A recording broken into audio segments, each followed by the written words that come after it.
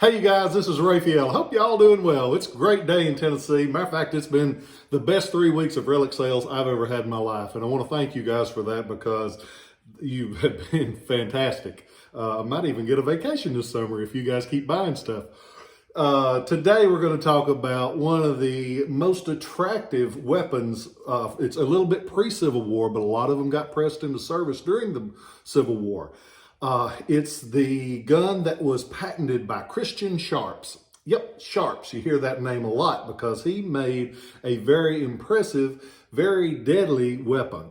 This one is the model 1852, and they're very distinctive because it's the first Sharps carbine that has that distinctive lock plate like this. They call it a slanting breech because the early models like this, instead of the block going up and down, it's actually at an angle. It's a slanting breech is what they call it. This one's the model 52. If you look on the lock plate, it'll actually have the Christian Sharps mark and patent 1852 on there. This gun looks very similar to the model 1853, which has one major distinction that you can tell from a mile away. On the frame, there's this little device here that lets you take the block out. And you pull that out and the block will basically just fall completely out most of the time. The Model 52 and the Model 53 have it. The Model 52 has the retainer spring like this to keep it in place. They get rid of that on the next model. These guns, they only made about 5,000 of them. They start out with serial numbers about 2,050 and go to about 7,500. This one, serial number 2232, right at the start of things. They're really neat guns. They fire a 52 caliber cartridge out of that slanting breech. This one's mechanically completely functional.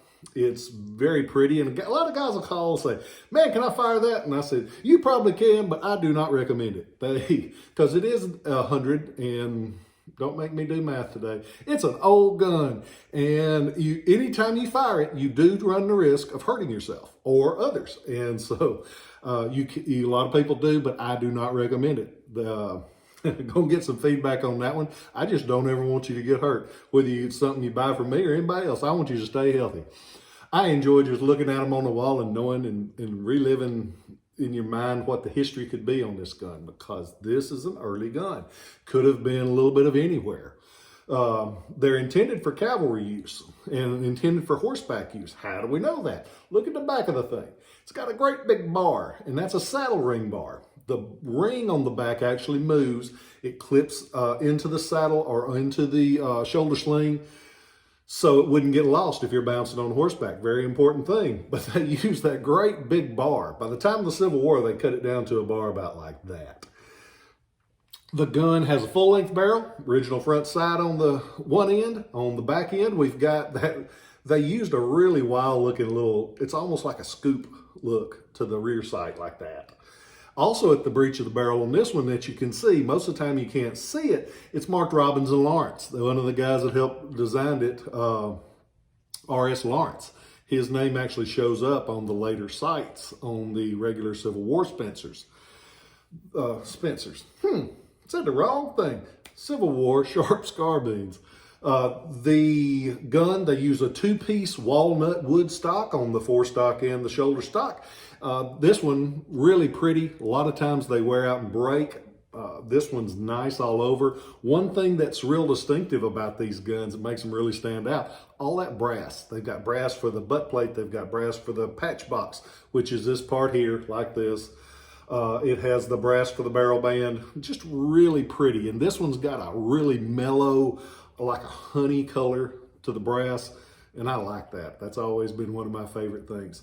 On the breech of the barrel, back here on the part that joins the barrel onto the stock, they call that the tang. It's not the orange juice tang, it's the tang of the barrel. Tang, huh? It'll have your Sharps patent, and it'll also have the 1848 date of that patent. So, nice gun, pretty gun, rare gun, only about 5,000 of them made.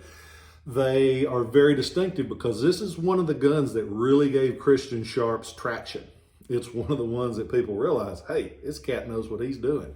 And we need to follow him, buy his guns, make us a little money, and have a good weapon to boot. Go on to the Shiloh Relics. You can see this gun from front to back to front, side to side.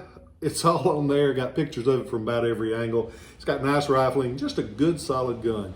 Came out of that big collection I was telling you about. I had 3 or 4 other things I was going to do one of these videos on, but thankfully you guys have ordered them before I made it back here.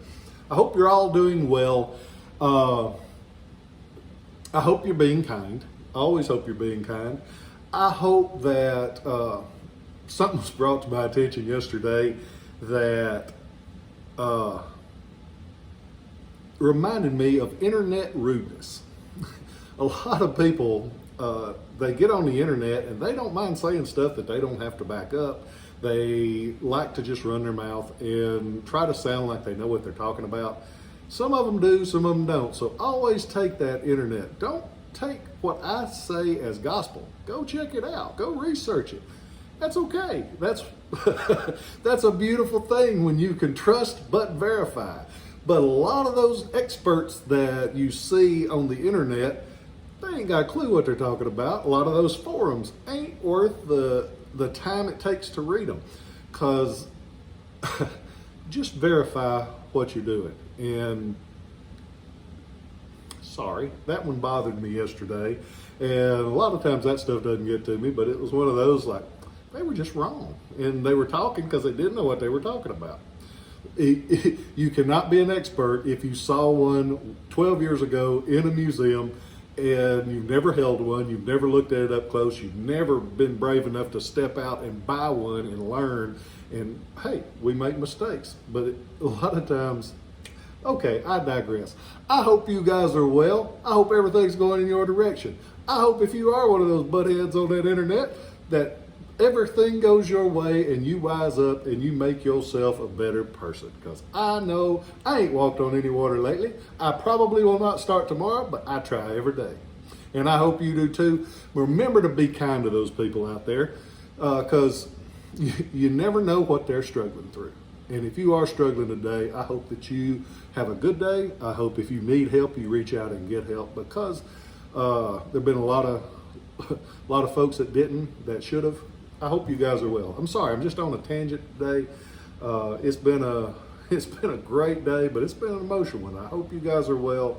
Remember to be kind to folks. I'll catch you next time, and I love y'all.